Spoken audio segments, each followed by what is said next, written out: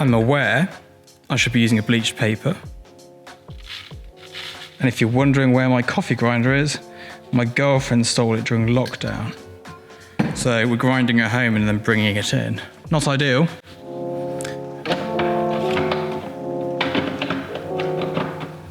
But desperate times call for desperate measures. And it's very early this morning, and you can probably hear Moggy in the background meowing as well. She's feeling sad for herself because she doesn't have tuna for breakfast.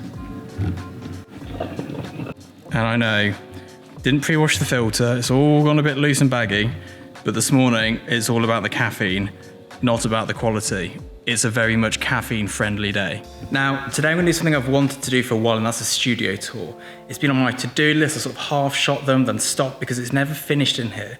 But I'm sort of nearly at a place where it's kind of on its way to being finished. So we're going to give it a go, show you around, show you what we've got, what we're doing, and then sort of talk about how I'm going to progress from here. I'm going to try and make this a video series, so I sort of show you step by step as we move through the progressions of this big old warehouse into hopefully a usable studio. Now, first up, I've got some Amazon deliveries down here. This is bottled water, sparkling and still, because we only have one sink in the tap, and with all the COVID stuff, that's Moggy. She's come to work with me today. With all the COVID stuff, I need to sort of be a bit more careful. I don't think washing your hands in the same place we get drinking water from is a particularly good idea for when we reopen.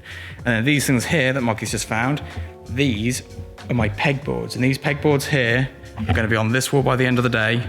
And this will be where all of my grip and bits are nicely stored so I can see them, get to them, don't lose them. Then the next challenge is the paper rolls. But before we all do all of that, I want to show you how I got to the current situation, the thought process behind this, the build, and everything that's gone on to date. So I've probably shown you this footage before. I think it's in an old vlog that I did. So this is sort of where we started from. It was just this big empty space, and we had to build it out.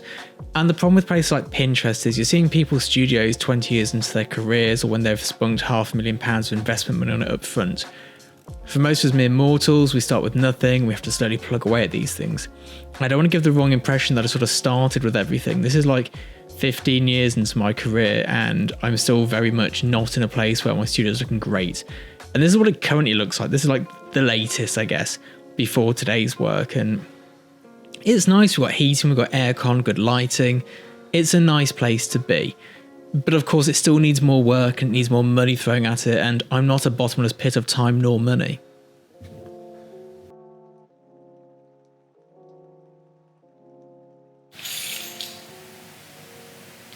And that kind of brings us to today. So this is where we are now. So as we first come in, we've got the charging station, the spare wood bin, all the tools that we need. And this is what we use to build the sets, maintain the sets, build my backgrounds that we sell over at Tin House. Also got the Tin House sign up here. We're all sort of reasonably organised. It looks like a lot of stuff, and it is a lot of stuff, but everything has a place, which is good. I'm fine with it looking cluttered as long as it's in the right space. Obviously the obligatory hand sanitizer, and then we begin with our modifiers. These are organised in a specific way. So we've sort of got the extended specular reflector, small beauty dish, omni sun bounce, large white beauty dish. And then as we come into the studio, this is the massive 2.5 meter softbox. Doesn't quite do it justice on this angle for some reason, but you see these guys here, these are huge. This one here, I could get 3 of me inside it. So that's all with my modifiers sort of out and about over this side. Then I've got all my cables. So we're talking tether cables, large power cables, standard power cables, tapes, spill kills and grids. I've got loads more spill kills, but it's like one of each, ready to hand, ready to go. I've got a couple of camera bags here, a couple of Pro Packs in the corner, and then the wooden trunk is just full of all the sort of multi-sockets, extension leads, and loads of grids and honeycomb bits. So to give you a bit of context, that's this. Here's the door. As we spin around, we've got a bit of set building, the big reflectors, the bike bits, the shoe polisher. It's all sort of there. A nice bit of artwork on the walls as well. These are Mexican film posters, and it's a 2000 Annie Leibovitz calendar in the middle, which I change the page around now and again. So this is sort of like the client area where they sit whilst we're shooting. It's where we have lunch, bring a few chairs around. Everything's in an open plan room for the main area apart from the office. So they sort of sit here, they can see the shoot that I've captured on Tether Pilot running when we're allowed all back in together again. Then over here, I've got my big 8-foot Octobank, 1.5 meter softbox. Then I've just, as you've seen, finished building this. And this is now all of my grip that I regularly use, laid out nice and neat, ready to go. Over here, I've got my styling kit, which is a bit of a mess to sort through. Then this box here has about 500 to 1500 watt heads inside it, which is sort of good to go. This is my YouTube tripod. It is beastly. It has a grip arm for the microphone so I can get it closer to me, and an extension cable for the audio jack, which is nice and useful. And then we come into this corner here, which is the next thing that needs fixing. All of these paper rolls are going to be neatly attached to this back wall here. This is obviously the tripod I use. A lot of people ask about it. It's a Manfrotto salon stand. If you're going to buy one second hand, so between £3,000 and £9,000 for a decent one.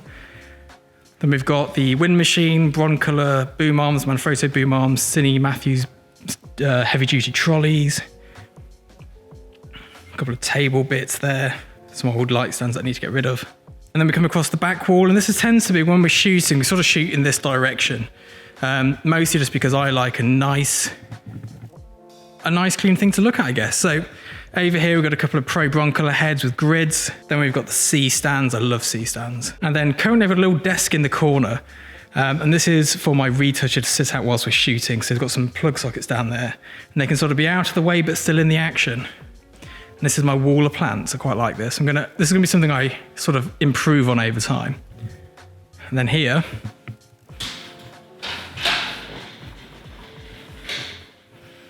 this is my tether trolley. It's gone through many sort of re-edits and designs, but this is the current setup. I quite like it. Got my paper roll that I'll be using in a bit to show you, well, a few different things. You might have already seen them in this video, actually. My toolbox, an iMac. I think it's called an iMac. Yeah, it's an iMac. And then this just has a hard drive permanently backing it up. We shoot onto it, transfer the files, and then ingest it into my main system that I'll show you in a bit. And then over here we have the kitchen as well, the foods prep. So there's nothing fancy. It's got some pots and pans, induction hobs, oven, freezer and a fridge, and of course, I've just been drinking out of this. My Mocha Master for all the coffee goodness in the world. Although my girlfriend's just pinched my grinder, so we're grinding at home and bringing it in a jar. And then if we sort of do like a 180 from there to here, this is the opposite view of the studio. So over here we've got a couple of industrial, let's get that focus going on. Industrial kitchen units, which are great. We need a bit of extra space. They really work with some wooden backgrounds down here, sort of like more expensive. Got a Cuba cycling poster up there. This wall here needs something doing to it. It's very big and it's very white. I'm thinking of plants hanging down it, so I'm just going to work out the logistics of that. But there we go. This is sort of like the general layout. Now, it's a work in progress, and it's been a work in progress for a very long time.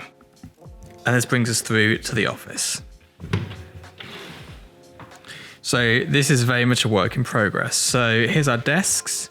Where Alistair sits. This is the spare desk in the middle for people who are coming in freelancing. Massive bright windows up here, looking onto trees. Then this is my little setup. I'm just going to grab a pew.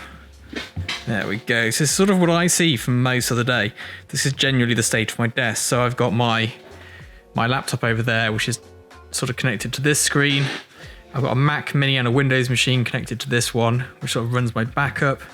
So stop that aperture down a bit. Then over here, if you can see that or not, that's my front door, so I can see what's going on. And it's pretty good. There's some big changes to happen here. We're getting new desks throughout, new shelves. I'm also having some sort of server or NAS popped in down here, which is going to be very helpful for me because that's quite a lot of hard drives kicking around there, but I have a shameful box with an extra 20 in. So, tip of the iceberg. Now this down here is Moggy's cage. She doesn't stay in here, don't panic. This is just when I've got to open the door or something like that, or fill the bins up, things where she might escape and get hurt. She goes and has a little resty poos in there, which is currently running right in the studio. So here's where it gets bad. All of this needs sorting. I've got my hands above my head, so you might not even be able to hear me anymore, but here we go. This is the storage. This is where it goes wrong. These are the props.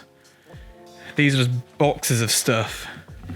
And you come down here, and you bump my ISO way up, and it's just Propageddon. Is Propageddon a word?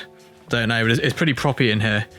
And it's got the sink for the washing, and then kit and props. It's got out of hand. I need to do something about this and just move those heaters right in my way. So yeah, this is the side of the studio that no one ever gets to see because it's pretty shameful. This one needs sorting, but this is a much bigger job. Let me squeeze myself back out again.